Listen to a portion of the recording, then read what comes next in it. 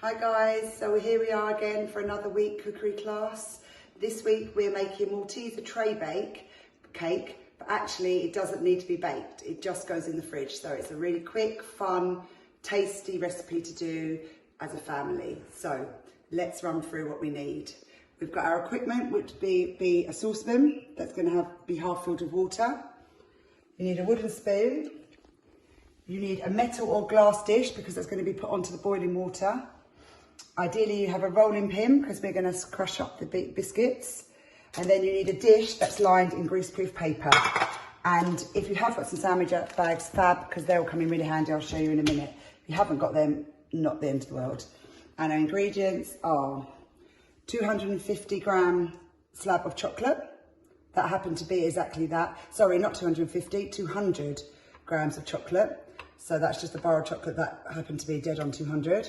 100 grams of butter, 220 grams of Maltesers, which is basically 2 bags of the sort of family share bags, 250 grams of digestive biscuits, which for me, when I counted them, that was 16 biscuits, 3 tablespoons of golden syrup. So, and that literally is it. So our first job is we're going to come to the oven, turn on our pan of, this is half filled, and we're going to turn it on to boil. Okay, so whilst that's boiling, we can come back here and we can start working on our biscuits. So one of the easiest ways to crush your biscuits up, you put them in a sandwich bag. If you haven't got a sandwich bag, it's not a problem. You could wrap them in a tea towel or some cling film. It's just, I do have sandwich bags and it's just easier for me to, if you seal the bag up. I'd still hold the bag there as well. You get your rolling pin. And the fun bit is, you give the biscuits a good old smash.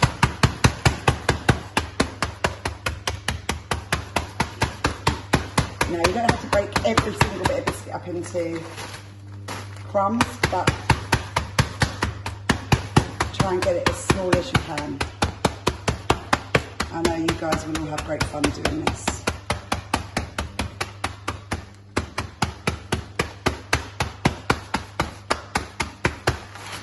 Might go the other side.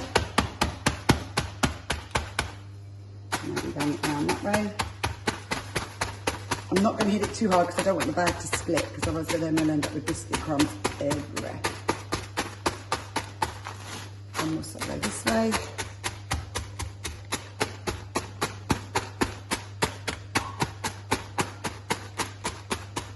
And I think we're there. So that's our biscuits.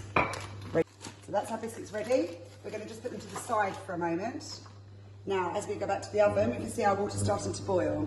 So now we carefully put our metal or glass dish over the top. If you remember, for those of you who are following the other week, we did a recipe that used this same system. So now we're going to turn this down to simmer. So that on my oven is going to be 8. Now we bring the chocolate. We basically need to melt chocolate. So if you break it up, it melts easier. Just going to pop it into the bowl. Be careful that the bowl now will start to get hot because it's on boiling hot water, so don't touch the bowl. Just break up all the chocolate.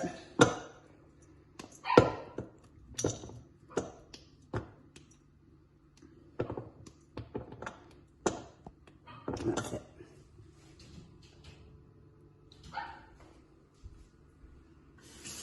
Just going to rinse my hands.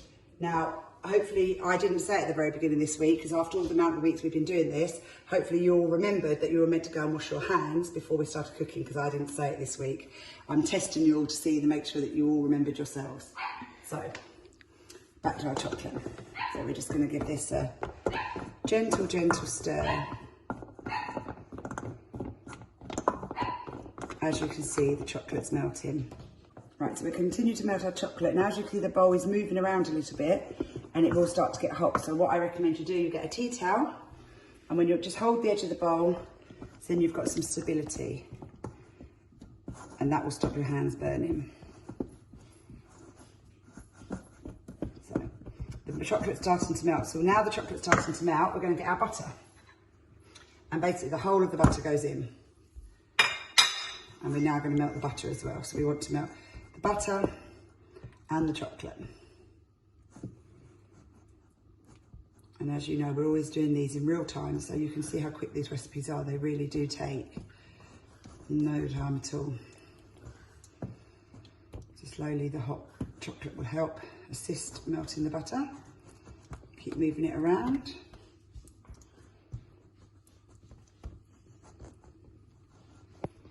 And we're getting our buttery mixture. So whilst that's still melting, we're now going to get our syrup. Again, everything goes into this bowl. So golden syrup, the 3 tablespoons, straight into the bowl.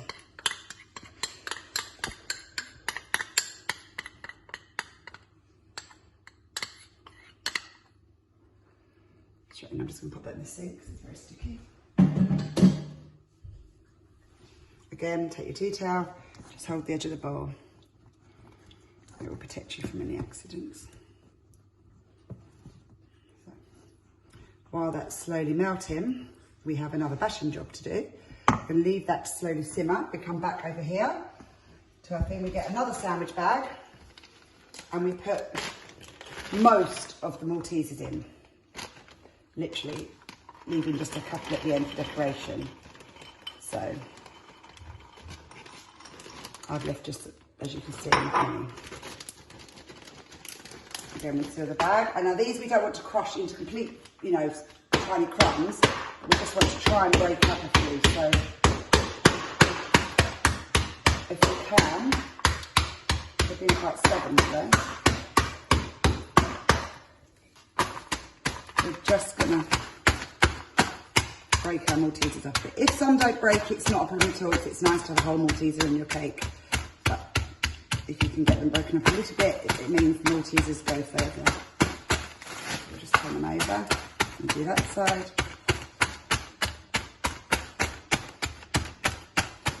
And I'd say that's fine because I do want some pieces that are still whole. Again, we're going to put the Maltesers aside for a moment. Let's go back to our chocolate. Don't forget our tea towel because that will protect our hands to hold the edge of the bowl. As you can see now, the butter and the chocolate and the syrup have all kind of melted in together. We've got a little bit more butter just to melt.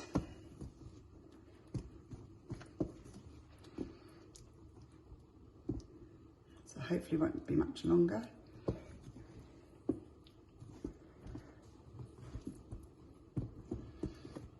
Don't forget guys, if you do make these recipes, I'd love to see some photographs or if you adapt it. Because with this recipe, we're doing it Malteser flavour. You can actually do it with mint Aeros chocolate balls. And that's if you like mint chocolate, that's a really yummy version of it. So you just literally all you do is swap the Maltesers for mint Aero balls and everything else is the same. So please do send me some photographs in if you do make it or some videos. I'd love to hear from you all. We are really missing you and it'd be lovely to have some contact with you guys. So, butter's nearly gone. Just one little stubborn bit at the end. Just want to try and...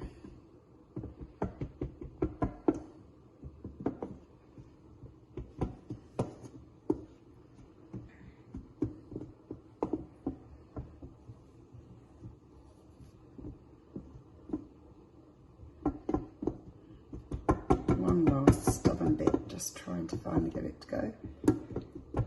And that's a good way to see if there's any lumps in it, because that means it hasn't quite melted. As you can see, there's one little bit of butter that for some reason is being very stubborn. No, it doesn't want to melt, so I'm just going to try and hold it onto my spoon. And there we go. I will not be beaten by some butter. We will get it melted.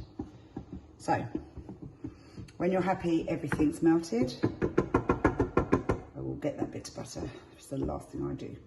Right, so when you're happy that everything's melted in evenly, you turn off your heat. Now very carefully, using this tea towel, you pick it up, your silver bowl, and bring it over to your work surface. Now when you lift it up, lots of hot steam's going to come out because it's obviously, so look, please be careful, walk away from the steam, do not put your hands over it. So, again, the bowl is still hot. Don't think because it's off the heat that it's not hot, it is. First of all, we're going to add all our biscuit mixture. See, that's why sandwich bags do make it a very easier and neat way of doing it. But if you haven't got them, don't worry, just crack on. So, slowly just going to fold all the biscuits into the chocolate mixture. Okay, so keep folding the chocolate mixture. So until all the biscuit looks fairly coated. And if you do see any big bits of biscuit you think, oh, you could always just bash them up whilst they're in there. Okay. And then next one is to add our crushed up Maltesers. So we're going to put them all in. As you can see, I've got some whole, some broken, some really small bits. Again, just hold the edge. It's starting to get a bit stiffer, the mixture now, so you just have to really work it. Mix it all in.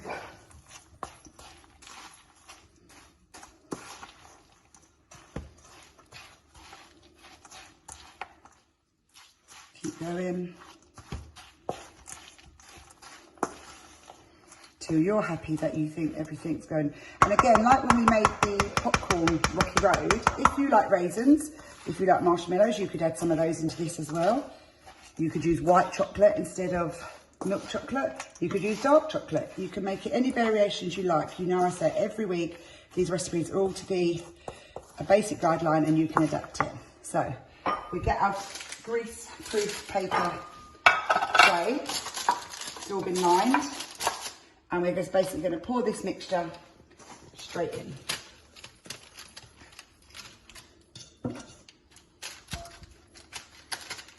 Squidge it into the corners. Flatten it down. If you've got lots of mixture on the spoon, get another spoon or your finger if you're happy the chocolate's cooled enough. And you just scrape off any mixture. We don't want to waste anything. And now I'm going to use the back of my silver spoon just to pat it all down. Just move that all out the way. And the remaining Maltesers we're just going to pop on. If you like it extra chocolatey, you could always melt a little bit more extra chocolate and drizzle that on top first, then add the Maltesers. But this is enough chocolate for me. We're just going to scatter them on.